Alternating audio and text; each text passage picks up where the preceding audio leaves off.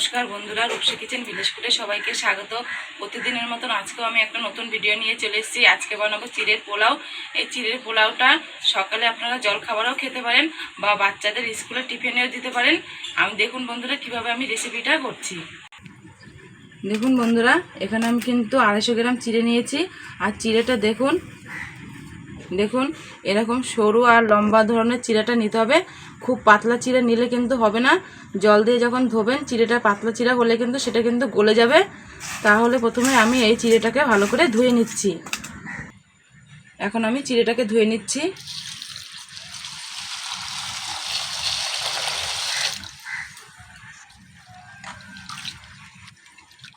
দেখুন চিড়ের মধ্যে কিন্তু ভীষণই নোংরা থাকে, তাই চিড়েটা কিন্তু ভালো করে ধুয়ে নিতে হবে 2 থেকে 3 বার।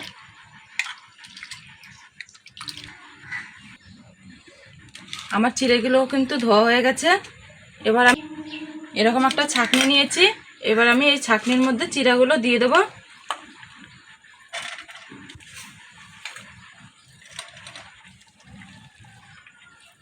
এই চিড়ের মধ্যে যে জলটা আছে সবটা ভালো করে ঝরে যাবে। চিড়ের থেকে জলটা ভালো করে ঝরে যাক। এবার আমি উনুনটা ধরিয়ে দিচ্ছি।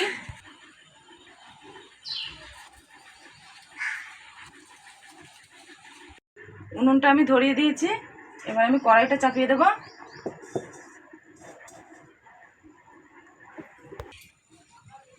কড়াই আমার গরম হয়ে গেছে। এবার আমি কড়াইতে সাদা তেল দিয়ে দেবো।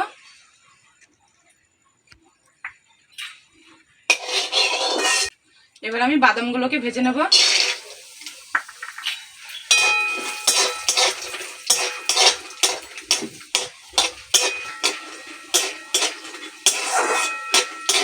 বাদামগুলো আমার ভাজা হয়ে গেছে। এবার আমি বাদামগুলোকে তুলে নেব।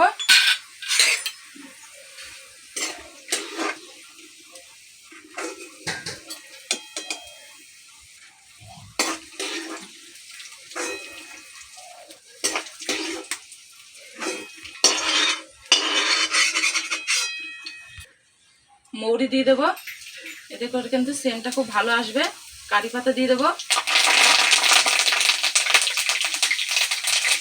এবার আমি এরকম করে ডুমো করে আলু কেটে রেখেছি, এটা দিয়ে দেবো। ভালো করে ভেজে নেব।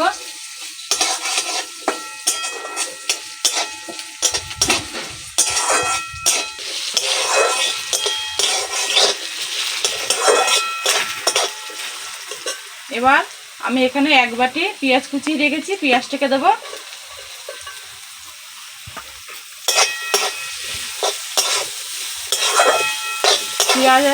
পেঁয়াজ আর আলুটাকে ভালো করে ভেজে নেব।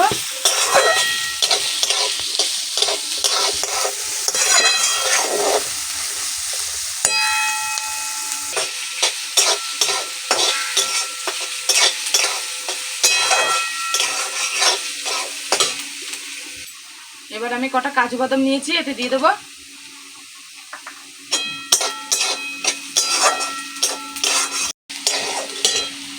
এবার আমি এতে দিয়ে দেবো কাঁচা লঙ্কা কুচি, স্বাদ মতো নুন, দিয়ে দেবো হলুদ। আবারও ভালো করে ভেজে নেব।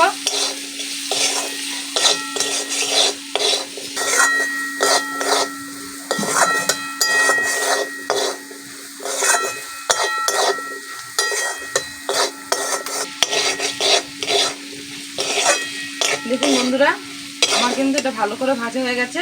এবার আমি এতে দিয়ে দেবো চিড়ে।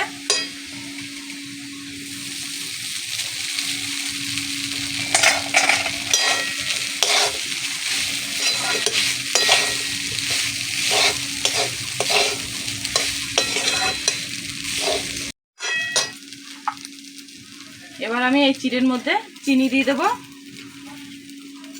ঝাল মিষ্টি হবে, খেতে খুব ভালো লাগবে।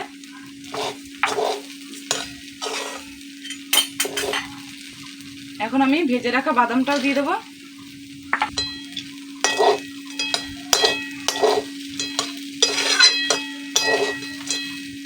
এই চিনিটা দেওয়ার পরে কিন্তু 5 মিনিট মতন করে নেবেন। এবার আমি 1 চামচ ঘি দিয়ে দেবো। আবারও ভালো করে মিশিয়ে নেব। ঘি দিয়ে মেশানো হয়ে গেছে, এবার আমি ঢাকা দিয়ে দেবো 5 মিনিটের জন্য। বন্ধুরা 5 মিনিট আমার হয়ে গেছে, ঢাকনা খুলে দিচ্ছি। বন্ধুরা চিড়ের পোলাওটা দিয়ে কিন্তু খুব একটা সুন্দর গন্ধ বেরোচ্ছে, আর দেখুন কত সুন্দর ঝরঝরে হয়েছে। আমার চিড়ের পোলাও কিন্তু হয়ে গেছে, এবার আমি নামিয়ে দেবো।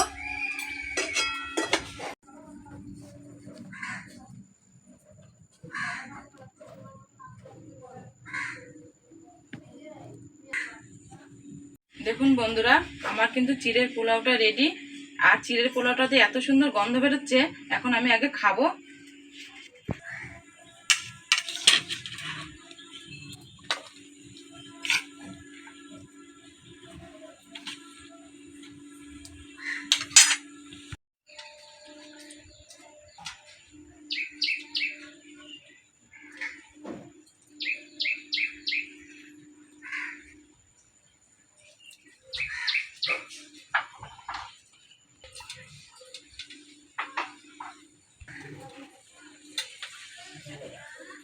খুবই সুন্দর হয়েছে কিন্তু বন্ধুরা এটা খেতে, আর কিন্তু খুব অল্প সময় কিন্তু এই চিড়ের পোলাওটা বাড়িতে বানানো যায়, খুব সুন্দর লাগে খেতে।